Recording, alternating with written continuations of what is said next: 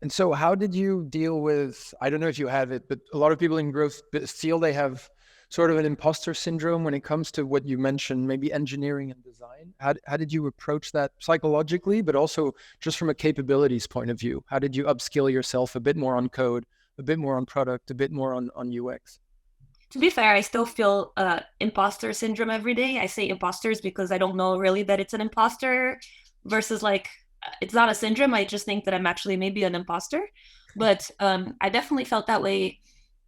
It's very daunting to work with engineers and designers as a marketer because you don't understand their language and you don't understand what they're doing.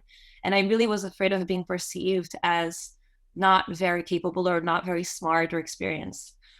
So I definitely had a lot of fear in my first few weeks or months on the job. And what I did was first, I just read everything I could, specifically like stuff that was written by Andrew Chen, who was still doing growth at Uber at the time, and Brian Balfour and those guys. And I started reading up anything I could. And then my team started as just me and an engineer. They were like, we'll give you just an engineer. We'll see what you can do with that one resource. So I tried to be his partner as much as possible and say like, hey, I'm your manager technically, but I'm like, I don't know anything and we need to come up with something together and I'm here to make it happen.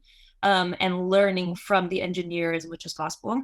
And then, I tried to brush up on terminology and words and try to learn important things that I kept hearing in the company, like statistical significance, like what is that? So that I could talk about it in a way that sounded intelligent and really actually be able to make an impact.